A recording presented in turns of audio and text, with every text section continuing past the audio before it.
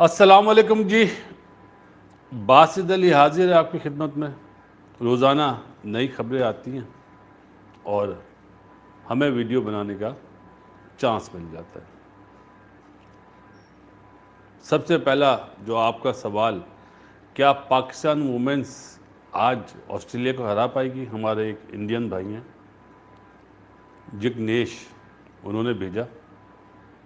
Cricket wise तो मुश्किल है, बहुत मुश्किल है। Let's see. अभी न्यूजीलैंड का और स्कॉटलैंड का भी मैच होगा। न्यूजीलैंड भी तकलीफ में है।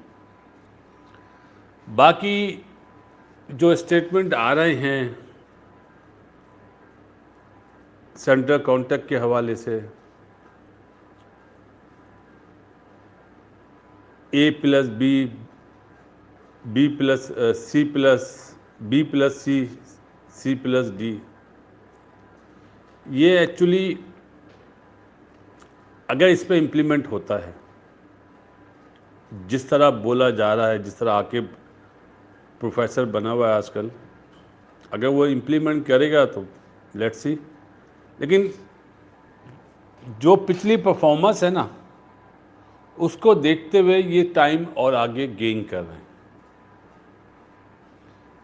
कल एक स्टोरी और आई शाम में कि वाइट बॉल की टीम बिल्कुल अलहदा होगी। ये आपने सवाल भेजा कि कैसा रहेगा ये तजर्बा, तो ये पूरी दुनिया में तो ये तजर्बा हो रहा है ना। मुझे बताएं कहाँ नहीं हो रहा। जिम्बाब्वे ले लें, टेस्ट मैच की टीम डिफरेंट होती है, T20 की डिफरेंट होती है। इंग्लैंड को ले लें, न्यूजीलैंड को ले लें, ऑस्ट्रेलिया को ले लें, बांग्लादेश को ले लें, इंडिया को ले लें। लेकिन उसमें भी एक या दो प्लेयर ऐसे होते हैं जो तीनों फॉर्मेट खेल रहे हैं। जैसे जोफ्रा है इंग्लैंड की तरफ से, ब्रुक है, तीनों फॉर्मेट खेलते हैं वो। ऑस्ट्रेलिया की तरफ से पैट कमिंस भी खेलता है, ट्रेविस हेड भी खेलता है, और कौन है अगर नाम जहन में नहीं आ रहा। इसी तरह इंडिया से अब इस टाइम पे तो मेरा ख्याल है तीनों फॉर्मेट के लिए बुमराह ही नाम नज़र आ रहा है। बाकी तो उन्होंने बिल्कुल ही चेंज कर दिया। सुंदर तीनों फॉर्मेट खेलता है, टेस्ट मैच भी खेलता है और ODI भी और T20 भी। और भी दुनिया में इसी तरह, वेस्ट इंडीज़ में देख लें, उन्होंने भी बिल्कुल टीम चेंज करी हुई है। ये फैसला बुरा नहीं है, लेकिन क्या पाकिस्तान में, क्योंकि हम पाकिस्तान में रहते हैं, हम अपनी बात करेंगे। इंडिया के पास टैलेंट बहुत है जी। उन्हें अपना सिस्टम को, जो पुराना सिस्टम उन्होंने चेंज नहीं करा लिया, उसी में प्लेयर्स प्रोड्यूस कर रहे हैं। क्या हमारे पास इतना टैलेंट है? हमारे हर साल तो सिस्टम चेंज हो जाता है। सेंट्रल कॉन्टैक्ट नहीं बना पाते ये लोग। पिछले साल इन्होंने ही बनाया था ना, विदाउट ए, कि एक कोई किसी को कंसीडर ही नहीं कर रहा था। पहले कान ऐसे पकड़ा था, अब ऐसे पकड़ लिया, चलो सही है, लेकिन इम्प्लीमेंट होना चाहिए। 3 नाम लेता हूं, बाबर आजम, रिजवान, मोहम्मद रिजवान, सलमान अली आगा। ये 3 नाम ऐसे ले रहा हूं कि आपको अभी तो मैं वैसे क्या 2027 तक T20 फॉर्मेट तो है ही नहीं ना, ICC इवेंट तो है नहीं, बायलैटरल सीरीज़ है, तो इन्हें ये चूरन बेचने में मज़ा आ जाएगा। वरना ये तीनों जो माइक हैसन की सोच है, तीनों नज़र नहीं आएंगे अब आपको। हालांकि सलमान अली आगा का नाम इसलिए डाल रहा हूँ, आप बोलेंगे यार वो तो बहुत फेवरेट है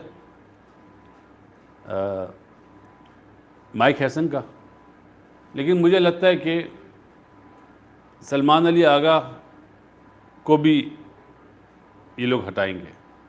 बायलैटरल सीरीज़ में भी अभी जो होंगी T20 की, उसमें तीनों आपको नज़र नहीं आएंगे। लेकिन मेरा एक सवाल यह है, हमारे एक टूर्नामेंट होता है जिसका नाम है पाकिस्तान सुपर लीग। अगर इन्होंने अपने स्टाइल को चेंज कर लिया, चाहे वो बाबर हो 170-80 के स्ट्राइक रेट से खेले वो, जिस तरह पिछली दफ़ा खेला, रिजवान अच्छा परफॉर्म कर दिया, सलमान अली आगे परफॉर्म कर दिया, फिर क्या करेंगे mic Hesson and Aqib Javed साहब?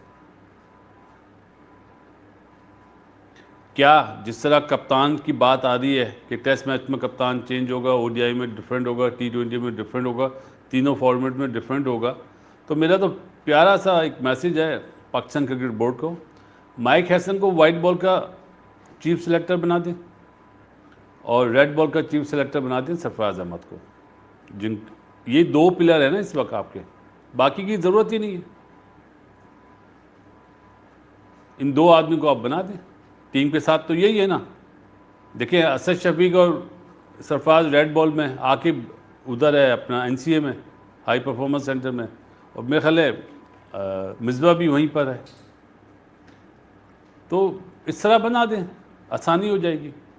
इनकी मनमानियाँ जो वो होने दें। देखें हमारे यहाँ मसला क्या है पाकिस्तान में, हम जीत नहीं रहे ना, तो अच्छी चीज़ भी हमें बुरी लगती है। मुझे ये फॉर्मेट जो इन्होंने अभी सोचा है कि हम T20 की टीम अलग करेंगे, ये अच्छी चीज़ है, लेकिन जिन्हें हटाएंगे अगर वो परफॉर्म कर देंगे फिर क्या होगा, और जिन्हें आप टीम में लेंगे उनसे परफॉर्मेंस नहीं होगी तो उन्हें हटा के इन्हें वापस लेंगे क्या।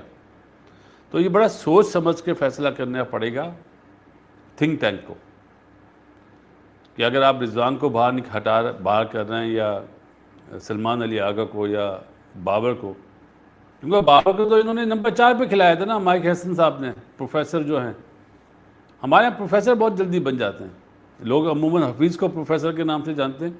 आकिब भी बहुत बड़ा प्रोफेसर है और माइक हैसन भी बहुत बड़ा प्रोफेसर, ये दोनों भी बड़े बड़े प्रोफेसर हैं।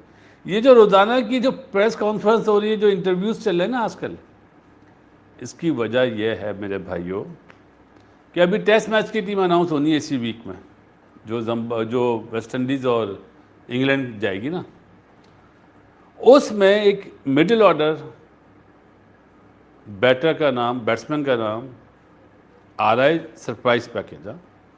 इसलिए ये सारा ध्यान इधर से हटा रहे हैं, लेकिन जब वो टीम अनाउंस होगी तो हम देखेंगे, क्योंकि उसमें सुनने में आ रहा बड़ी तब्दीलियाँ हैं। कामरान गुलाम का नाम नहीं है उसमें, ये हैरत है वैसे कि कामरान गुलाम क्यों नहीं है। बाकी माइक हैसन की किताब में, मतलब किताब क्या, माइक हैसन की गुड बुक में बाबर भी नहीं आता है और रिजवान भी नहीं आता है। आगा आया था, आगा को कप्तान भी उसने बनवाया था, लेकिन अब थोड़ी सी हवाएं चेंज हुई हैं, तो शायद आगा को रेड बॉल के लिए सोच रहे हैं, शान मसूद को हटाने की बात सोच रहे हैं। आकिब ने एक बात बहुत अच्छी बोली है कि अब जो कप्तान बनेगा ना रेड बॉल में, हम चारों की मर्ज़ी से बनेगा, मतलब चारों की सिलेक्टर्स की मर्ज़ी से। ये अच्छा उसने बोला कि भाई हम डिसाइड करेंगे और फिर आगे चेयरमैन साहब को भेजेंगे। तो पर्ची किसकी निकलेगी ये देखेंगे। क्यों? कि बड़े नाम है, शान को हटाते हैं या नहीं, आगा के नाम चल रहा है आजकल, बाबर है, रिजवान है, सऊद शकील है, ये 5 नाम ऐसे हैं कि इसमें से पर्ची की सब सलमान अली आगा का ही नाम ले रहे हैं, लेकिन जब तक टीम अनाउंस नहीं होगी मैं किसी का नाम नहीं लूँगा, फिर हम इनसे सवालात करेंगे। बाकी सेंटर कॉन्ट्रैक्ट के बारे में जो बातें करी हैं आकिब ने, उस पर इम्प्लीमेंट होना चाहिए। और जो उसने बात बोली ना कि पुराने क्रिकेटर भाषण देते हैं, तो इस कान से सुने इस कान से निकालें। जब ये बोर्ड में नहीं थे तो ये भी तो टीवी पे आके भाषण देते थे एसी के कमरों में, तो उस वक्त किसी ने बुरा नहीं माना, तो अब इन्हें क्यों बुरा माना। अपना काम आप ऐसा करेंगे सब तारीफ करें। आपने अगेंस्ट इंग्लैंड जिस तरह की पिचेस बनाई थी और 2-1 से सीरीज़ जीते थे, हमने बोला बहुत अच्छी बात है। साउथ अफ्रीका के अगेंस्ट भी वैसी बनाई, हमने कहा बहुत अच्छी बात है, लेकिन वेस्ट इंडीज़ के अगेंस्ट नहीं बनानी चाहिए थी। जो डर गया वो मर गया, हमारा तो ये असूल है। वहाँ आपने गलती करी, वही गलती इन्होंने अभी ऑस्ट्रेलिया के अगेंस्ट कर दी कि माइक हैसन कुछ बोल रहा है। आप देखें दोनों पिलर हैं पाकिस्तान के कि वहाँ पे ऐसी पिचेस मिलेंगी, वो बोलते हैं हम रेलीगेट ना हो जाए। आप किसकी बात मानोगे यार? माइक हैसन की बात मानोगे या आकिब की बात मानोगे या मेरी बात मानोगे? चलो मैं अपनी बात तो नहीं करता। जो डर गया वो मर गया। कि अगर आप इस टीम से भी सोच रहे थे, यही टीम गई थी ऑस्ट्रेलिया बांग्लादेश में 2-1 से आ रही, पिचेस कैसी थी? टॉप क्लास, मज़ेदार। तो ये सोच का फ़र्क है। और थोड़ा आकिब को गुस्सा नहीं करना चाहिए, सुनना चाहिए, क्योंकि उसने भी बाबर के लिए बड़ी बातें करी हैं, मिसबा के लिए बड़ी बातें करी हैं, सऊद शकील के लिए बड़ी बातें करी हैं। तो वो भी अपने घर में बैठ के तो नहीं करी ना, टीवी पे जाके ही भाषण दिए थे ना। दुनिया कितनी छोटी है। जब मिसबा बना था हेड कोच तो सबसे पहला बयान इसी आकिब का आया था कि जिसने कोर्सेज नहीं करे वो कैसे हेड कोच बन सकता है। कितनी दुनिया छोटी है। वही आकिब के साथ मिसबा भी है, और जो सरफराज बना उसने भी कोर्सेज नहीं करे थे, अभी तो करवा दिए उसको। वो कोर्सेज कोई वैल्यू नहीं है उसकी, क्योंकि पाकिस्तान क्रिकेट बोर्ड में कुछ कोर्सेज लोगों को जो कराए जाते हैं उनकी वैल्यू नहीं होती। मैं ये नहीं कहता कि तजर्बा है, अल्लाह करे डिलीवर करे, अच्छी परफॉर्मेंस लाए। हमारी क्रिकेट का सबसे बड़ा मसला आज मैं आपको बोल देता हूँ, उसके बाद हो सकता है शायद आइंदा इस पे टॉपिक पे बात ना करूँ। हम जीत नहीं रहे आईसीसी इवेंट, या लोकल बायलैटरल सीरीज़ की तो बात ही नहीं कर रहा, आईसीसी इवेंट हम जीत नहीं रहे। हम बड़ी टीम को हरा नहीं पा रहे, फुल स्ट्रेंथ टीम को, इसलिए हमारे यहाँ हर चीज़ बुरी होती है। अब ये जो फैसला किया है ना T20 की अलहदा टीम, इसमें पसंद नापसंद ना करें, हमसे नहीं छुपेगी, हमें पता चल जाएगा कौन किस जाविये से पसंद नापसंद कर रहा है। अच्छी चीज़ है, लेकिन इस पर कायम रहिएगा। हवाएं थोड़ी सी जब चेंज होती है ना तो फिर ये सब भाग जाते हैं। एक्चुअली ये एक्सटेंशन ले रहे हैं यार, सच्ची बात बताऊँ, 2027 का वर्ल्ड कप अभी दूर है।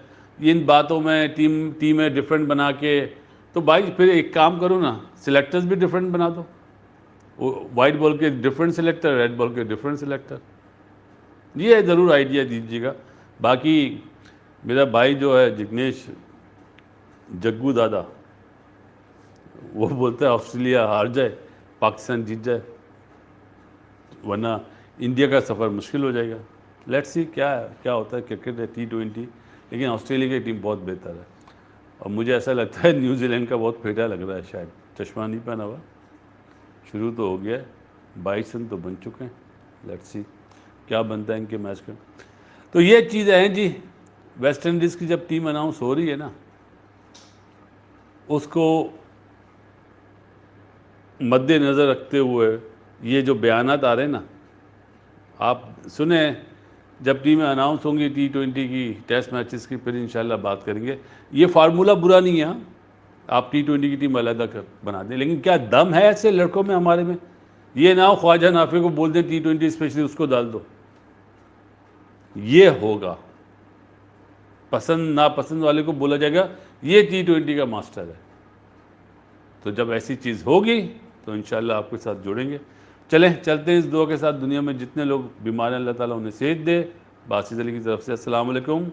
और आकिब मियाँ, ज़्यादा गुस्से मत हो, जो आपकी जॉब है, यहाँ पत्थर तो पड़ेंगे आपको। जब आप नहीं थे इस पोस्ट पे तो आप भी पत्थर मारते थे ना, तो अब थोड़ा बर्दाश्त करना भी सीखो। अल्लाह हाफ़िज़।